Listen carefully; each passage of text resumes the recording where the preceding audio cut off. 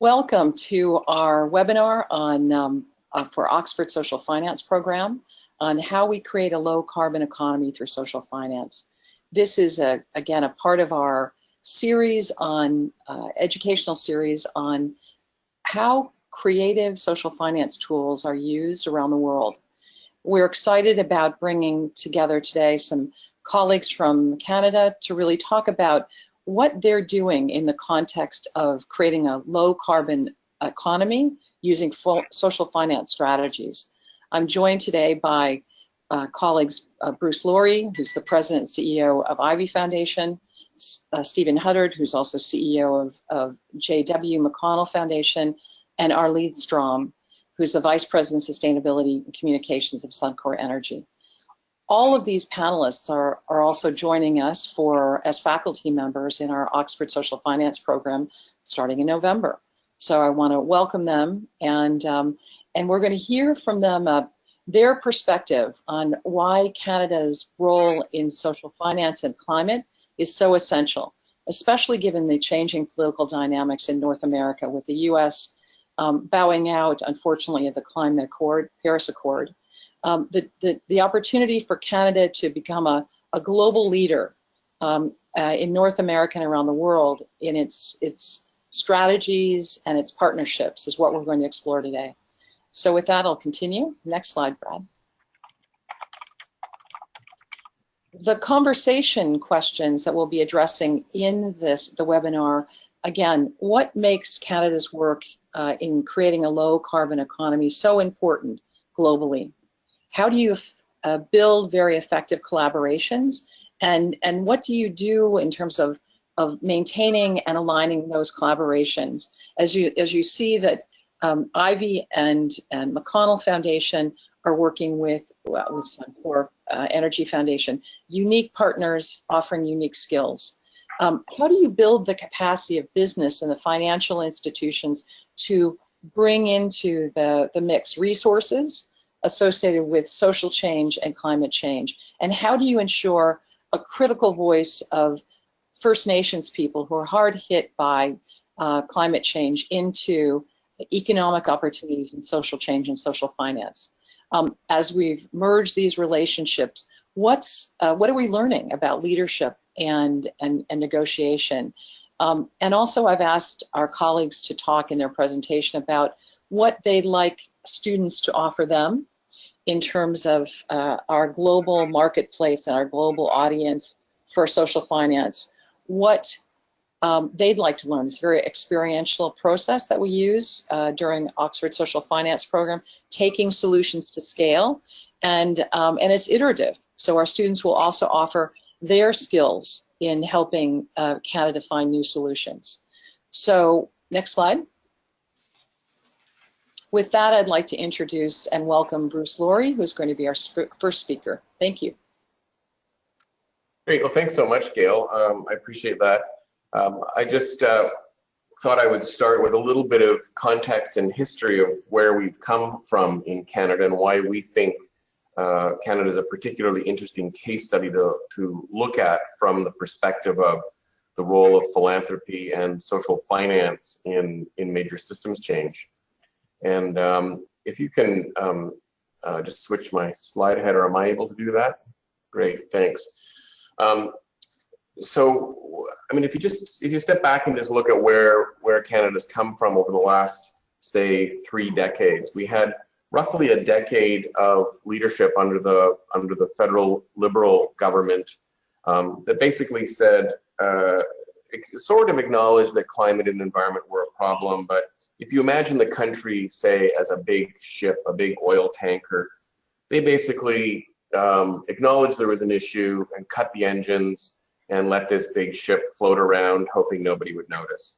Well, after about 10 years, people started to notice. We got a new government, a conservative government, and they came in basically saying, well, climate might be a problem, but it's not a big enough problem. Jobs are the issue. We're gonna put this ship full steam ahead for a fossil fuel economy, and that's where we were for about 10 or 12 years, up until a couple of years ago, when we got a new government that then decided, okay, we're going to try to turn this ship around. we need instead to be focusing on a fossil economy. We really need to be figuring out how do we move to a low carbon, sustainable economy.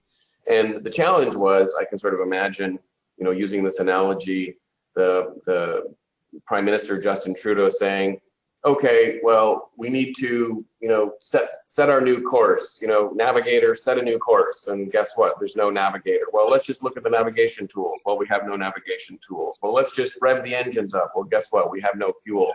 So the capacity, the institutions, everything we needed to try to turn this ship around in Canada either never existed, or if they did exist, they were very, very significantly contracted over the last 20 years or the previous 20 years of these governments. So the challenge for philanthropy really is, when we're looking at this intersection of economy and environment, recognizing that these are complex issues requiring systemic change, is that we really need to have new players, new ideas, and new approaches to solving these challenges. And so for us, this meant really stepping back fundamentally and trying to understand, what does that mean in a Canadian context? And really, what does that mean in terms of how we question? And these are the questions that I will have for the students in Oxford, and what I'm really hoping to learn from a global community in Oxford is, what can we learn about these global trends? Whether it's trends about populism, trends about the lack of corporate, really corporate influence in civil society, the need for social license, the role of civil society organizations, and whether they're adapting and keeping up to the kinds of changes that we need. So if you can just move ahead with our slides, and I'll go quickly through the rest of these. Essentially, we see this opportunity now to look at Canada as a case study around the kinds of broad-based systems change that we're looking at. And we're essentially talking about taking one of the most, if not the most, carbon-intensive economies in the world and shifting to one that is less carbon-intensive and more sustainable. And we recognize that we need, as I said, to create new kinds of institutions. Ivey, Suncor, and McConnell were all active in helping create something called the Eco-Fiscal Commission, which is had tremendous influence in Canada and will be talked about at the course, and many other new kinds of partnerships that we'll hear about. If you can just move forward, thanks. To the next slide.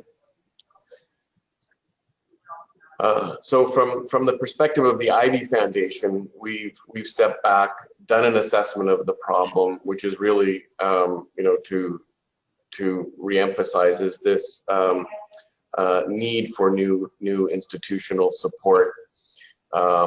We've recognized that if we're going to make this kind of change, that the solution has to be, research-based and policy-focused. And much of our work is through granting, but also through rethinking social finance, new opportunities around convening and leadership. And if we do this, our goal, the ultimate impact, is seeing these changes in systems that are reflected in a more sustainable economy in Canada. And next slide, please. So one example of what we've done that's, I think, quite creative, and again, Suncor and McConnell are participating in, along with a dozen other foundations, is a new philanthropic collaborative that is designed to aggregate the investments of foundations that see this challenge in Canada. And it's really, I would say, quite an innovative sort of, whether social finance, philanthropic finance mechanism that is looking at a 5 to 10 year time horizon, doing due diligence on strategically aligned high impact projects, figuring out the new kinds of capacity that we need, and using new finance mechanisms to get us there. And this group collectively has just recognized that doing more work on sustainable finance and social finance is one of the priorities for Canada, because if we can't align our financial system to these problems, we're not going to get to the solutions we need. And next slide, please. I've mentioned a number of these things, but just looking at the the specifics of the kinds of new capacity we need and activities that are underway right now, it is around pricing externalities, aligning public and private finance, looking at our infrastructure spending, the role of the clean tech industry, procurement and industrial policy, and creating a more energy efficient economy. So just a few examples of very specific initiatives that are underway. And the next slide, please. So an example of some of the work that we're doing with the federal government to look at what kind of new institutional capacity do we need at a federal level. And the next slide, please. And then ultimately for us, these are some of the questions that we're hoping to pursue through the program at Oxford, and which we're hoping to hear more about today, which ultimately is, and I think really for me, question 4 is one of the critical ones. Have we been able to engage sufficient mainstream support? Are the naysayers behind us? And if not, why? And how do we ultimately mitigate what we're seeing as a global populist backlash to evidence-based policymaking and creative economic thinking? And I'll leave it there. Thanks. That's great. Thank you. Bruce, let's move on to Stephen. You've joined us. Fantastic. Stephen, we'll turn it over to you. Gayle, we might have to hand over to Arlene. We're still waiting to join us. Sure. I think Stephen's joined us, Brad, and is on mute. Okay. I think he's on as a registrant at the moment. Okay. We all right. For him to join as a panel. Fantastic. Okay, so we'll go to Arlene then, eh? Yeah. Okay. Okay. Thanks, Gayle, for that introduction. Like Bruce, I wanted to just start with to give you a sense of why Suncor is engaged in this conversation and who we are. We are Canada's largest integrated energy company, and although we have assets in the North Sea and on the east coast of Canada and in renewables in Canada, we are primarily an oil sands producer, and that combination of assets makes us the 5th largest energy producer in North America. And so you can see by the size of our investment in this sector, we are heavily invested that we have a meaningful role in addressing a transition to a low carbon economy. If you can move to the next slide, please. From a macro point of view, I mean, and we saw a bit of this in Bruce's presentation too, I mean, we are operating in a world where there are many forces that seek to divide and polarize the conversation. And whether it's the political forces that are at play that sometimes make climate a wedge issue, or whether it's structural changes in the energy supply, primarily driven by shale oil and shale gas in the US, or the dynamic environment that we have greening the grid across North America. And it's, of course, the highly dynamic and fluid conversation around pipelines. So, compounding all of that complex and ambiguous environment, we have, a lack of trust with big institutional leaders, whether it's government or big business. And so I think with all of these factors, we are more than ever committed to continuing to collaborate and problem solve on some of these big issues like climate. We know we need to do our share in addressing climate change, but we know it also has to be a collaborative problem solving effort. Perhaps you can just move to the next slide, please.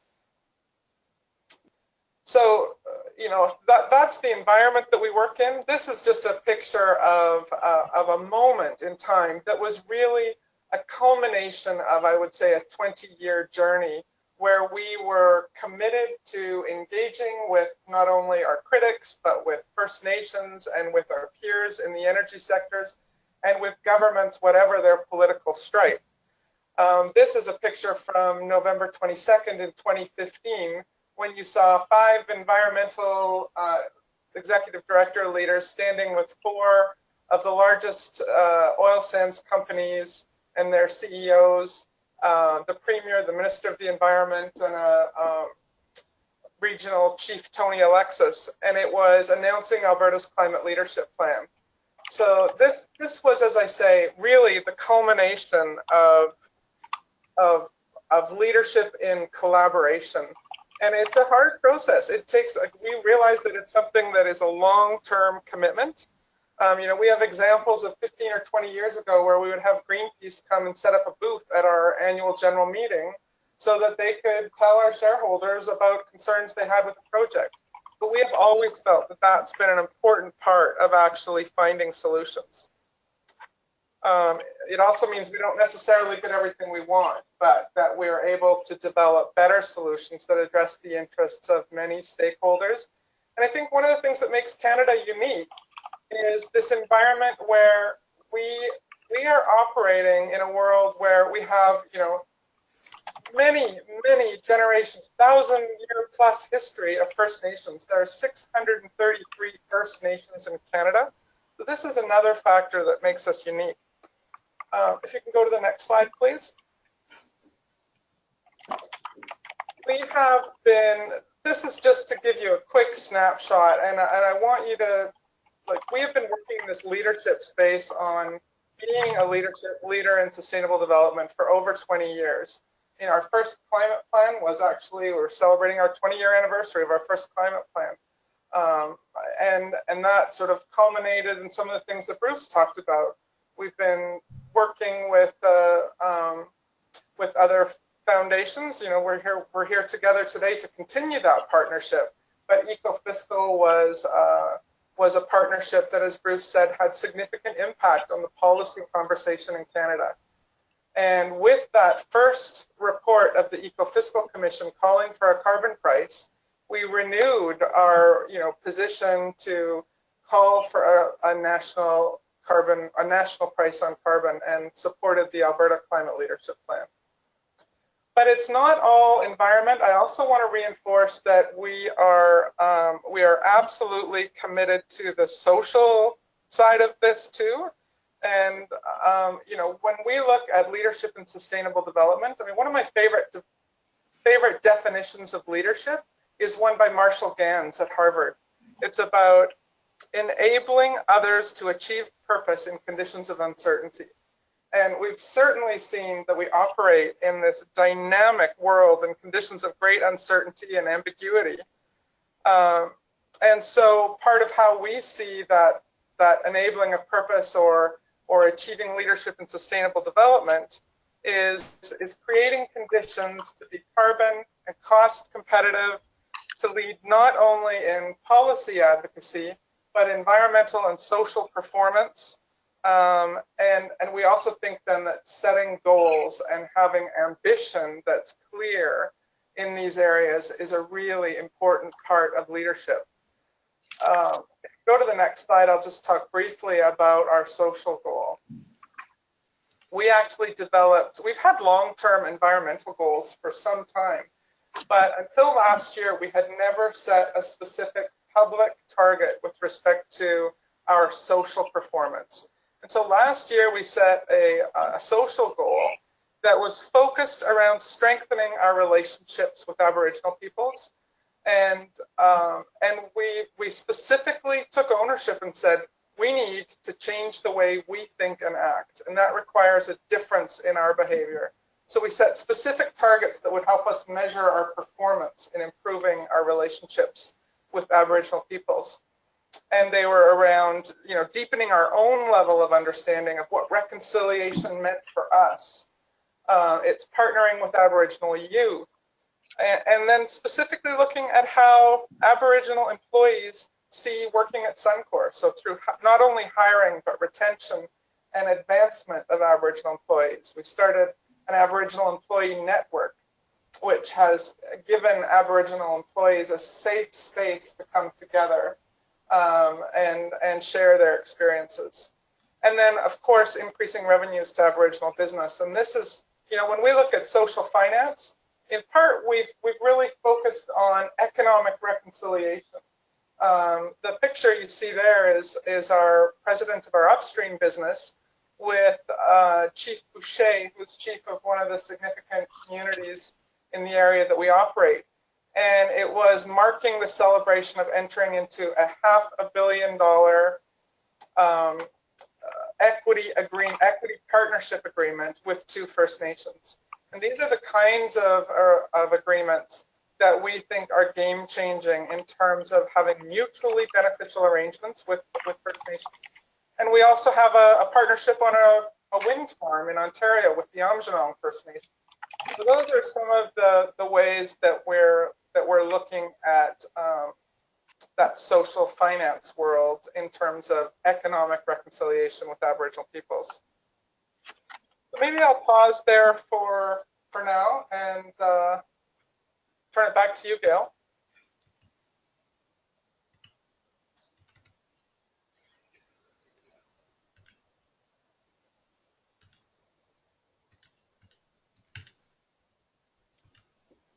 Muted.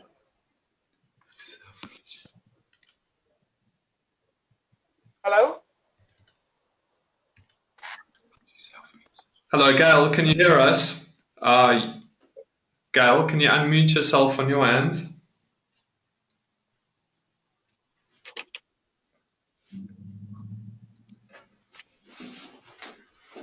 Thank you, Brad. I'm unmuted now. And for those of you who come to the classroom, you'll know that I'm very unmuted during class. So thank you, Arlene, I appreciate that. Stephen, you've joined us. I want to bring you into the conversation. Again, Stephen is the President CEO of McConnell Foundation, and has really set the stage for helping define social finance in Canada, particularly around social justice, climate change solutions. So I'm going to turn it over to Stephen, and then after Stephen's finished, we'll have a conversation among the panel and open the conversation up to the audience. We'd like to hear questions from you, and this is again an interactive process. But let's hear from Stephen. Thank you. Thanks, Gayle. Hello, everyone. I'm with the J.W. McConnell Family Foundation in Montreal, and I'm going to talk today about our work in growing this social finance marketplace. And I'm going to use a very specific case study to illustrate how we can, I think, make a link between the work that has been referred to by my colleagues about integrating social perspectives into the environmental question and the finance question so as to achieve transformative change. So if we could go to my next slide. So we're basically, as a philanthropic organization, integrating our granting, our impact investing, and our whole portfolio approach, we call responsible investing, to grow the social innovation and social finance marketplace. This is all about taking initiatives and scaling them up to achieve systemic transformation. So right now we have a $50 million impact portfolio, and we're growing that all the time. If we go to the next slide, you'll see some of the areas that we're invested in. And of course, environment and energy are part of this story, but so are all of these other places where, as a society, we believe transformation is taking place and that where we can invest in it. So this is important, I think, to understanding the social context of the transition to a low carbon economy, is that it is requiring us to look at issues around food, access to health, the sharing of the tools for social entrepreneurship, and so on. And of course, down on the right there, you see Indigenous issues, which are really central to today's discussion. So if we go to the next slide, I'm going to talk about one of the companies that we're investing in and working with, called Ivey Energy. It's an Indigenous-owned company, a social enterprise that is in the business of converting diesel-fueled power systems in remote communities. We're talking about diesel that is either delivered during winter on winter roads that are impassable during summer, or is in some cases flown in. Imagine flying barrels of diesel oil across the north to small communities to power their local power systems, their school, their lighting, home lighting, and so on. So this is a company that is replacing those diesel-dependent installations. There's many of them with renewable power systems, passive solar, passive geothermal, wind, run-of-river hydro, whatever that happens to be. So a very successful company, but facing a whole set of barriers around regulatory restrictions. We're talking now about working with a Federal Ministry of Indigenous Affairs, which has recently been split into two parts, a Ministry of Energy, Ministry of Natural Resources, and each of these has its own bureaucratic rules around funding and investing and co-investing and so on. So for a small company like ACCI, the system that exists now is not calibrated or geared to enabling them to scale up. So investing in this company is also about investing in the potential to expand this kind of work really at the pace at which we need it, which is around the transition to a low carbon economy that is inclusive of people's need for economic reconciliation, as was mentioned by Arlene. So if we go to the next slide, we'll just take a closer look at ACCI Energy's work. There are significant greenhouse gas reductions achievable through the installation of these renewable microgrids. Obviously, tremendous social benefits, job training. These are good, well-paying jobs in communities where typically the unemployment rate is 80 or 90%. So investing in these communities this way creates economic opportunity that's sustained and generates revenues to the community in which can be reinvested in community infrastructure, social enterprise development, and so on. So if we go to the next slide, please. Now if we pull back, we're talking here about the creation of a social or solutions finance fund that would do this kind of work at scale. So if you look on the left, you see the involvement of multiple sectors, including philanthropy, government, private, and corporate funding. And endowments refers to those pools of capital that are currently in either pension funds or university endowments. In some cases, there are land and resource trusts controlled by Indigenous people themselves. And the idea is to integrate those, to apply those capital pools using the financial tools that are outlined in the second column, doing financing social R&D, operating challenge platforms, outcomes funds, which repay investors based on achieving certain measurable outcomes, the ability to build hybrid capital stacks that integrate philanthropic grant making with loan guarantees, patient capital investments, and so on, and an emerging opportunity around what we could call social economy ethical derivatives, or seeds.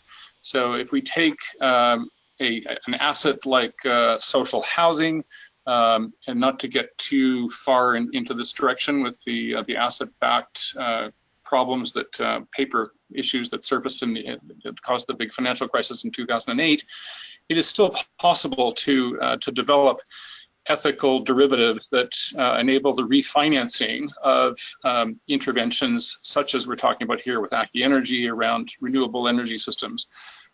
Loan guarantees, another area that we can provide capital to social entrepreneurs at favorable rates. So a suite of tools. If we move over to the next slide, new approaches. Sorry, just if we can go back a slide, I meant to the next column. New approaches are really, I think, called for now, and we want to just talk about the opportunity to develop hybrid structures that integrate public, private, and community sector assets and perspectives on things like community interest corporations that can invest according to a charter, a company charter, with the profits to go back in the majority to the community and community-run enterprises. So this is another area, I think, for exploration. We'd love to hear more about such approaches being taken in other parts of the world. And this kind of mechanism allows us to address a variety of complex issues. If you look at the bottom, social innovation labs, open data and technology, and centers for useful evidence, or what work centers, together we think form a an ecosystem for systemic change. And so we're talking not just about a fund here, but about the other parts of social infrastructure where smart investments can create good learning and good opportunities to accelerate transition. How do we take account of the positive externalities that these kinds of investments make and integrate those into financial models? We're taking this particular approach of creating a social finance fund to the federal government, who have initiated a steering committee on social innovation and social finance. We're excited about the potential for that to create a multi-$100 million fund to do this kind of work.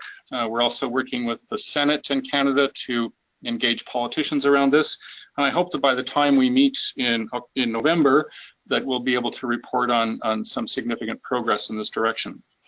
Go to the next slide, please. Thank you. So if we bring this back to the ACCI energy issue, if we have this kind of funding available, this kind of social innovation labs, the open data, the evidence centers, it should be possible to scale up the impact of companies like this in collaboration with companies like Suncor, with governments, and to accelerate that shift, taking account of the fact that we want to transition to a low carbon economy while also addressing the social economic needs of the most vulnerable citizens in Canada. And I think this addresses the issue that Bruce is raising about how do we do this without generating a populist backlash. So creating opportunities for inclusive growth, I think, is really the central challenge that we're facing in order to effectively transition to a low carbon economy. We're really looking forward to hearing from other people's experience about this kind of work and engaging with you in further learning and discovery. Thank you very much. I'll stop there. Thank you, Stephen. I appreciate it. I want to open the conversation to questions among the panel, and then we'll open it to our colleagues who are listening in. One of the things that struck me, again, is that you're each bringing unique skills and talents to the table from your vantage point, and you're using finance to achieve social change. When you started this relationship, how did that come about? How did you start working together? What was the motivation? What drove you to create change? And what have been the challenges that you faced as you're navigating a collaboration around climate change and social finance? So I'm going to open it up to Arlene, Stephen, and Bruce to answer that question. How'd you do it? Why'd you do it? And what relevance does it have for the world? Well, I think one of the things that I would start with is, is this kind of a collaboration for us reflects our values and our commitment to sustainable development. So these folks that we've been collaborating with have demonstrated a willingness to join us in the solution space. And frankly, it's been a long-term relationship. I think that's one of the things that we have found is that when you're working in the collaboration space, it takes a trusting relationship. It doesn't happen overnight. We've found that you need to be committed to that long term. And for us, we're actually proud of the fact that this kind of a commitment is reflected in our values. It crosses CEOs and people that come and go. This is who Suncor is and what we believe in. And then our experience working together has showed us that we can look at where we have common interests and what it is that we're trying to achieve together. And I think I hope it's okay if I speak for all of us when I say that we've demonstrated some courage, because sometimes you get criticisms from your colleagues, whether it's in industry or it's about making change, and that change occurs internally in our organization and externally. So those are a few of the things that we've learned as we've partnered together. That's fantastic. Stephen?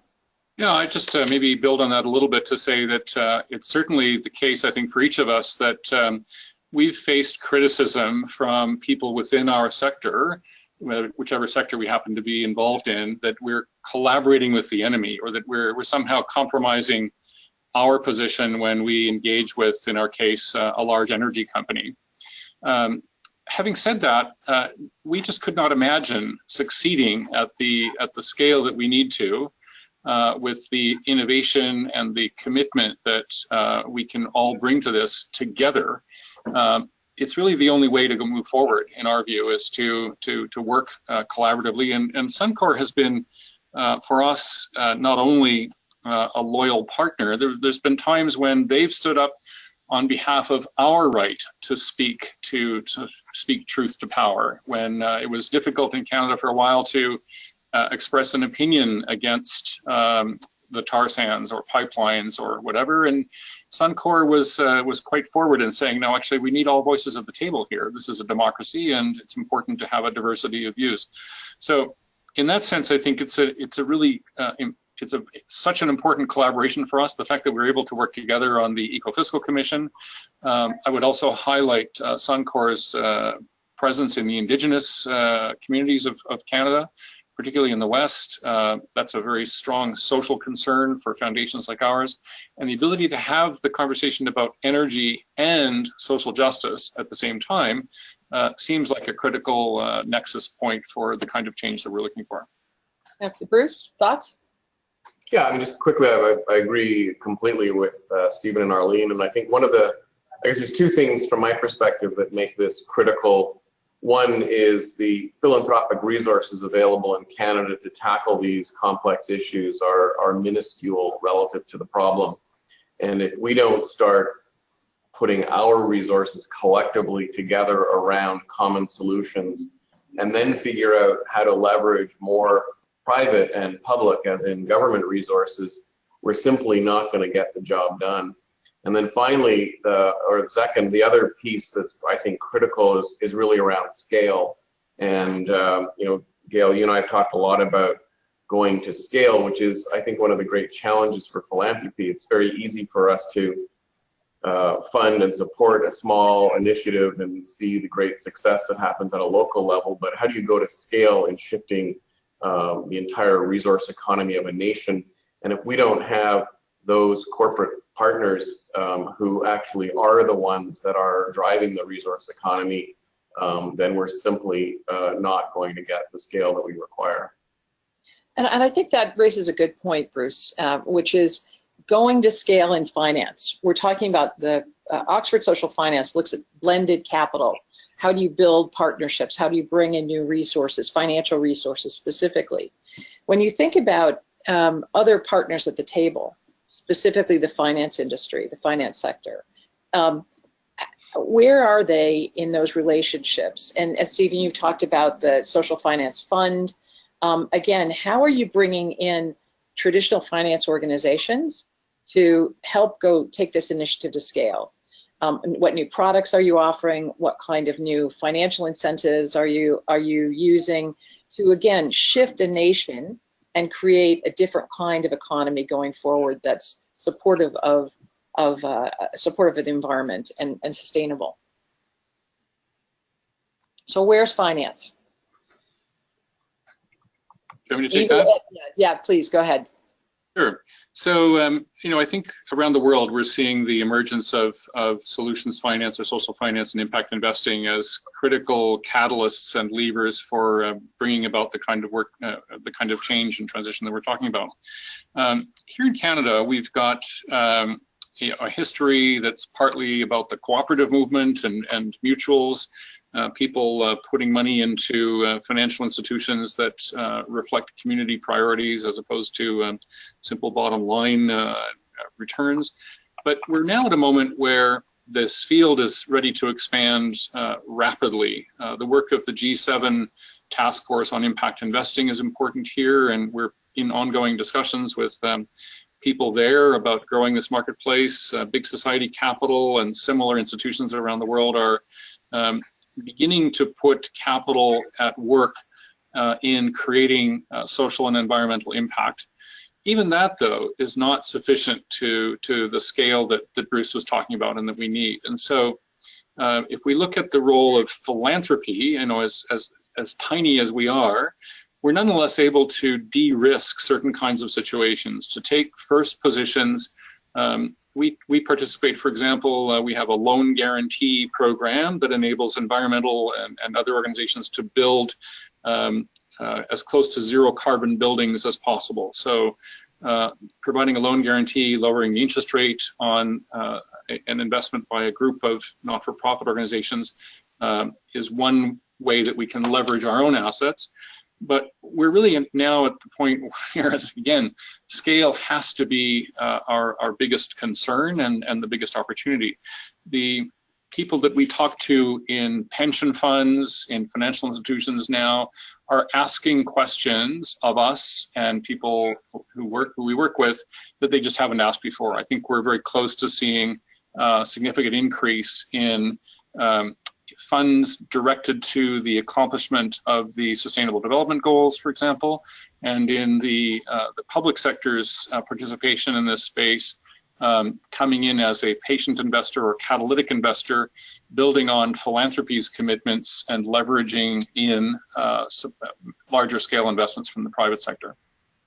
Fantastic. Arlene, Bruce, any other comments? How are your partners? Yeah. I'll add just a couple. One of the things that we're doing, and this is, appreciating the comments that Stephen made about scale. This is small in the context of the challenge and the solutions that we're working on. But on the collaborative theme, one of the things we have done is collaborated with the BC Clean Tech CEO Alliance and another energy company, Synovus, on a $100 million venture capital funding initiative out of BC for clean tech initiatives, and really providing that seed capital to help get these things going. So that's one example. Another is we're bringing together right now just to work with governments and universities and other companies, an organization called Clean Resource Innovation Network, where we're really trying to say, let's work together on best allocation of capital so that we're taking advantage of the opportunities to lower our own carbon footprint and right across the energy sector. So, I mean, the collaboration theme for us is really important as we leverage scarce funds. It becomes more important than ever that we're working together on these initiatives. So I'm going to shift now into asking some of the questions from our participants. Shiva Patel has asked a couple questions. Can a low carbon economy really achieve the necessary social and environmental goals? What are the fundamental transitions in how capitalism operates? To what extent is our current model of capitalism the source of climate issues versus fossil fuels alone? And what are your organizations addressing? How are your organizations addressing deeper systemic issues? So 4 in 1. So Stephen? Thanks. A great set of questions. And I think this goes to the notion of scale, not only as scaling up and getting bigger, but also scaling deep in terms of the values shift or the cultural shift that we have to consider is part of the context and part of what has to be in focus for us. I would say from the outset, at the beginning, that working with Indigenous people at a direct and sustained level is an important contributor to those conversations. Indigenous people have been around for 10,000 years at least on this continent and bring additional perspective and depth to some of these questions. I think this is also a time when, if we're talking about capitalism and where it's going, we're at a period when sort of 20th century cowboy capitalism, if we can call it that, or 19th century or earlier, has to be reinvented. And this means taking account of externalities. And it actually opens up a pretty interesting, exciting space for financial innovation. And so thinking of things like we've invested recently in a crowdsourced or crowd-funded platform for doing solar power installations. We look at the opportunities the biggest opportunity that Canada faces to reduce greenhouse gas emissions the most quickly is actually in energy retrofits. rather than it's 15 to 30% the cost of doing new renewable installations. So in the energy retrofit business, we've got an opportunity to hire thousands and thousands of people to do those things. There's a program we're involved in called Tower Renewal that is retrofitting residential towers. We have forests of them in our cities, and they're extremely energy inefficient. The ones, at least, they're built in the 60s and 70s. So working with cities to rezone territory around these buildings, to allow people to run enterprises from within them, reducing transit costs and so on. There's a whole, I think, array, a whole space emerging around this work where social finance and social innovation can work together to at least let us look at more alternatives and ways to move forward. So great question, thank you. Great. Bruce? Yeah, those are fundamental questions, I think, that we all ask ourselves, and one of the great challenges that we face.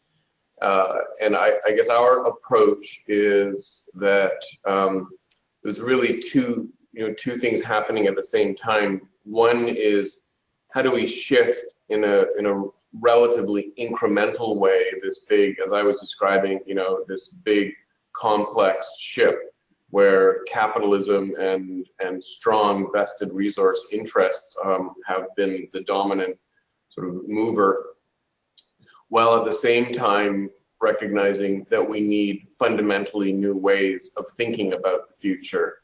And we need to look at, which is the focus that I've been describing in our work, is what kinds of new institutions do we need to create that actually think this through? How do we shift our big finance sector players? How do we shift the government, our government's own financing, whether it's of infrastructure or even rules within the finance sector? So I think absolutely the way that capitalism functions is a fundamental challenge. But we have to balance that as well with the fact that most of the people who are making the decisions in this country are very firmly supportive of capitalism. So it is that tension that I think we're all trying to deal with, and I think it's going to be a constant tension for us. And Arlene, I want you to answer that set of questions, but also there was a specific question to Suncor, which is, again, what is, as we think about how are you taking responsibility, meaning the Suncor, in your role in climate and in your company's plans to draw down fossil fuel-based business and transition to a clean energy economy? So controversy and open conversation is what this is about. So I'd love to have you respond to that. Sure, thanks, Gayle. I mean, one of the things that I think is really important when you think about Suncor's business strategy is that we are making investments in the operation of our business for long term. Like, we actually are looking longer. We have the privilege and the challenge of being to look a long term out. Our capital that we invest in operating in the oil sands is less like an exploration of new wells where you draw down on the reserves quite quickly, and more like a manufacturing business where you invest your capital in it and it then can last for some time. So as we think about our role, that's where we know we have to continue to invest in technology and innovation, because the interest at play here is emissions. And we're looking at lowering our carbon footprint. And we know that if we're going to be relevant in a transition to a low carbon economy, we need to be as globally carbon competitive and globally cost competitive. And then we think we can play a long-term role in that. I mean, from a foundation point of view, I also want to make the point that we see our role as, we can't do it alone. And I feel like I'm harping on this collaboration, but we really take our role as convener seriously.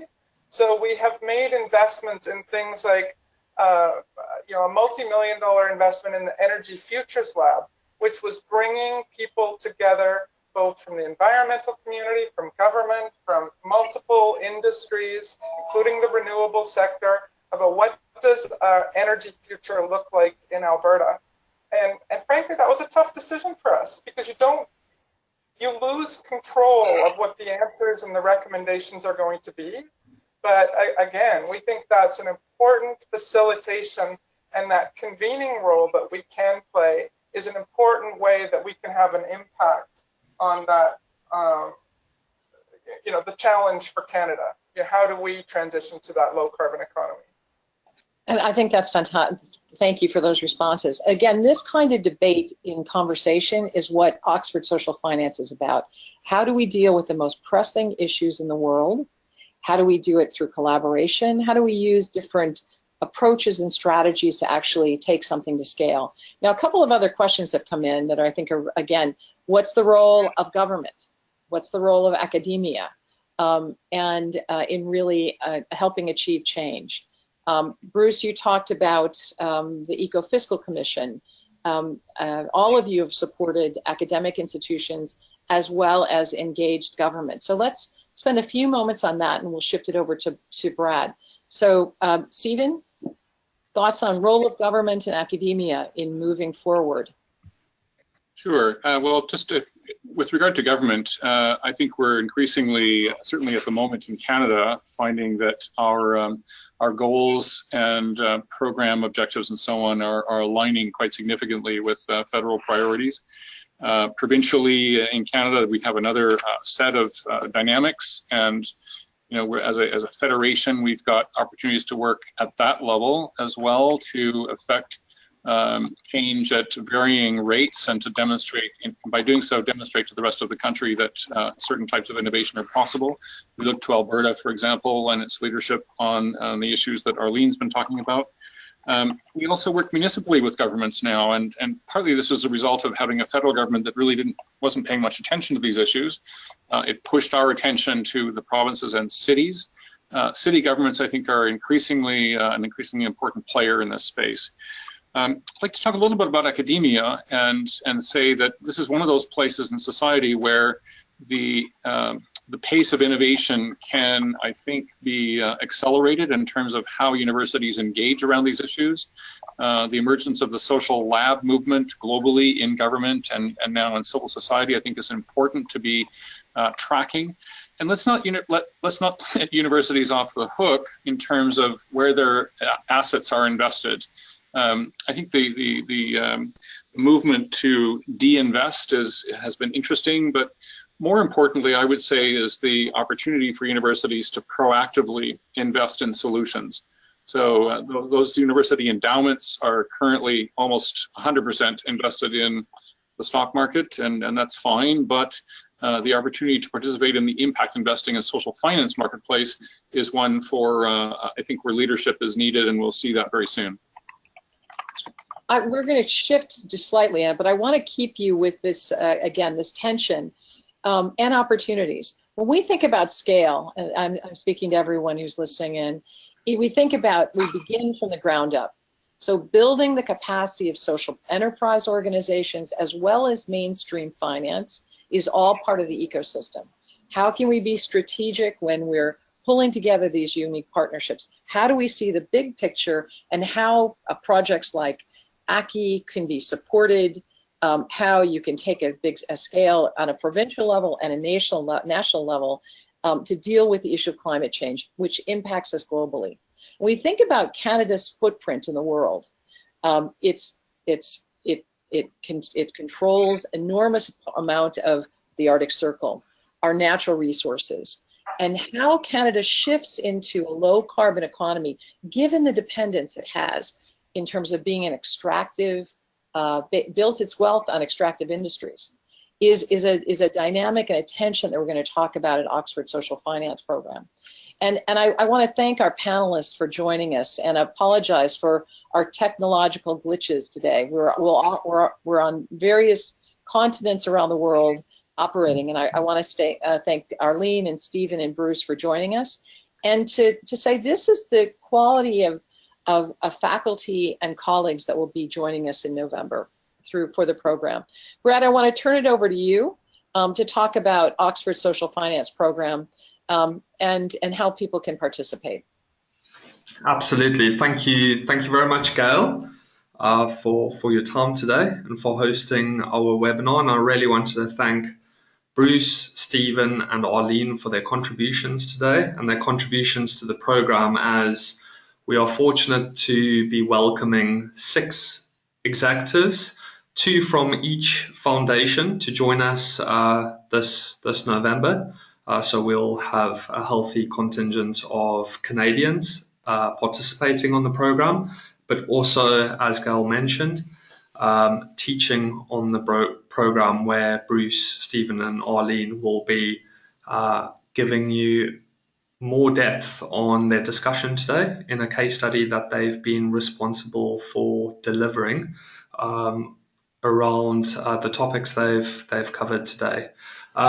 So I guess I wanted to cover a couple of things related to the program. So for those of you who have tuned in for the first time, we've been running a successful impact investing program for the last 5 years, and our community's grown to 250 strong on the executive side. To complement our success, and the program's been fully subscribed for the last 3 years, to complement our success and to grow this area out, specifically amongst our research and obviously our applied case studies and research, which puts this into practice and makes it relevant to professionals. We wanted to broaden out the area, which is one of the reasons why we developed a broader social finance program to look at the breadth of the industry, not just in terms of tools, but more importantly in terms of collaboration and leadership. Our social finance program, I guess you could divide it into a number of different sections. We take a look at wicked problems and the deliberate leadership construct. So everything we do is framed within a leadership context, as we see that as the center of coming up with creative and clumsy solutions to some of these global large-scale problems. So there's a strong leadership component. Then we have a number of themes we will be addressing on the program. We'll be looking at themes like today: climate change, innovation, and sustainable finance. We'll be looking at sustainable cities, as that is, and well, it's on the agenda, but it continues to grow and grow in relevance. We'll also be looking at fundamental areas of impact measurement and performance measures. So we'll be looking at the power of feedback, and we'll be welcoming a lady by the name of Faye Tversky from the Hewlett Foundation to show what that looks like in practice. But we'll also be looking at areas of technology. We'll be looking at public-private partnerships, the world's first development impact bond. We'll be looking at how important blended capital, but also from a corporate perspective, is. So how are Levi Strauss delivering health and worker well-being in their workforce, and the plethora of supply chains they deal with around the world. So there's a number of interesting elements to the program. There's themes, there's social finance tools, there's the leadership question. But then we'll also be looking at layering capital and managing risk. So how do you put different types of social finance together to make it relevant and interesting and also practical to investors? So I really do encourage you to join us for our first program. We are on our way towards being fully subscribed. So we really do encourage you to contact us to follow this up. But we have a healthy registration list. We have a number of professionals, almost 40 of them are currently registered on the program. And you're probably wondering what types of professionals we attract. We typically attract senior executives who have 10 to 15, often more, years of experience in senior leadership roles. But I just want to illustrate that it's a global group. We have at least 20 nationalities from all major continents. But the types of organizations who will be joining us, we have our Canadian friends from Raven Capital Partners in BC that will be joining us. We also have professionals from the likes of Standard Chartered Bank, BlackRock, the Minority Business Development Agency in the US, the Rocky Mountain Institute, Northern Trust Asset Management, the International Trade Center, and even NE Social Impact, Impact Investing and Venture Philanthropy Fund from China. So we do have a very diverse group. So I just wanted to stop there. So if you've got any further questions, please do get in contact with myself, Bradford Peaston. You can find my details on the website, or my associate, Hannah Longford, and would be happy to have a call and to discuss any of your questions with you related to social finance or our impact investing program. So thank you very much for your time today. I really appreciate it. And we look forward to potentially meeting a number of you this November in person. Thank you very much for your time. Take care.